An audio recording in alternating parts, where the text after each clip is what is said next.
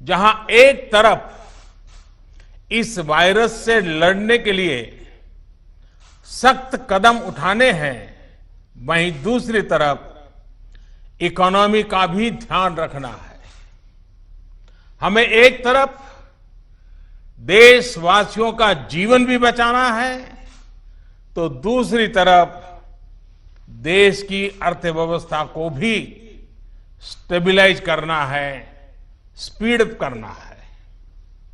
इस सिचुएशन में आपने गेटिंग ग्रोथ बैक, इस बात को प्राथमिकता दी है और निश्चित तौर पर इसके लिए आप सभी भारतीय उद्योग जगत के लोग बधाई के पात्र हैं।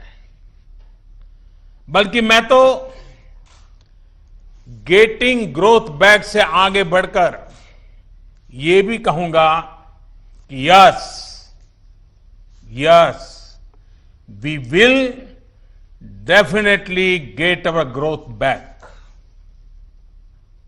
आप लोगों में से कुछ लोग सोच सकते हैं कि संकट की इस घड़ी में मैं इतने कॉन्फिडेंस से ये कैसे बोल सकता हूं।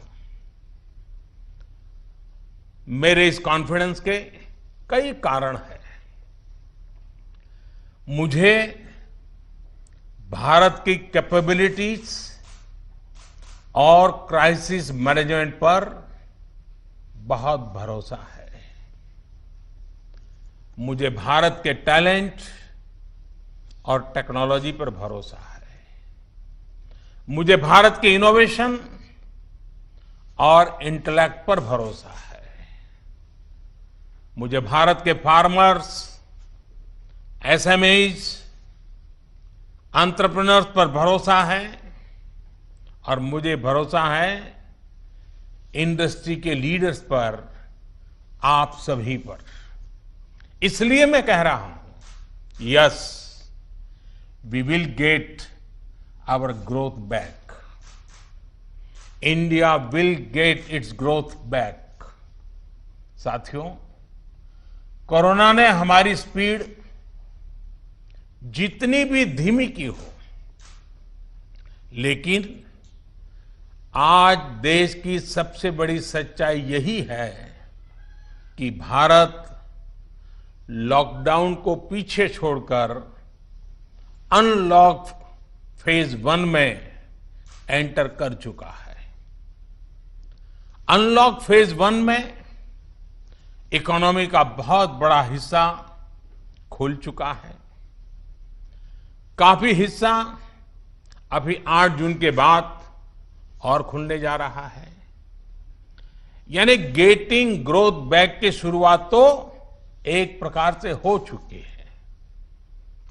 आज ये सब हम इसलिए कर पा रहे हैं क्योंकि जब दुनिया में कोरोना वायरस पैर फैला रहा था, तो भारत ने सही समय पर, सही तरीके से सही कदम उठाए। दुनिया के तमाम देशों से तुलना करें तो आज हमें पता चलता है कि भारत में लॉकडाउन का कितना व्यापक प्रभाव रहा है। इस लॉकडाउन में भारत ने कोरोना से लड़ाई के लिए फिजिकल रिसोर्सेज को तैयार तो किया ही, हमने ह्यूमन रिसोर्स को भी बचाने का भरसक प्रयास किया है। ऐसे में अब सवाल ये है कि इसके आगे क्या। इंडस्ट्री लीडर्स के नाते आपके मन में ये सवाल जरूर होगा कि अब सरकार क्या करने जा रही है।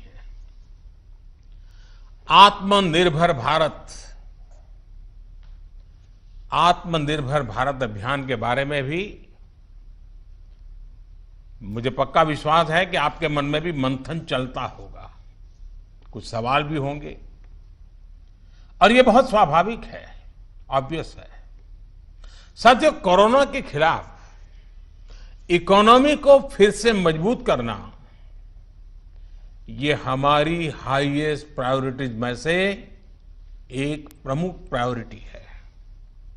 इसके लिए सरकार जो डिसीजंस अभी तुरंत लेने जरूरी है वो तो एक के बाद एक ले ही रही है, लेकिन साथ साथ में ऐसे भी फैसले लिए गए हैं जो लॉन्ग रन में देश की मदद करेंगे।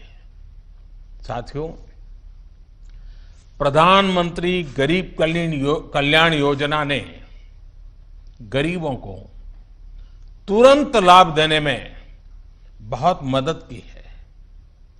इस योजना के तहत करीब 74 करोड़ बेनिफिशियरीज उनके घर तक राशन पहुंचाया जा चुका है। प्रवासी श्रमिकों के लिए भी फ्री राशन पहुंचाया जा रहा है। इसके अलावा अभी तक गरीब परिवारों को 53,000 करोड़ रुपीस यानी 53,000 करोड़ रुपए से ज्यादा की फाइनेंशियल असिस्टेंस दी जा चुकी है। महिलाएं हो, दिव्यांग हो, बुजुर्ग हो, श्रमिक हो, हर किसी को इससे लाभ मिला है। लॉकडाउन के दौरान सरकार ने गरीबों को 8 करोड़ से ज्यादा गैस सिलेंडर उनके घर तक मुफ्त में पहुंचा दिया है। इतना ही नहीं, प्राइवेट सेक्टर्स के करीब 50 लाख एम्प्लॉयज के खाते में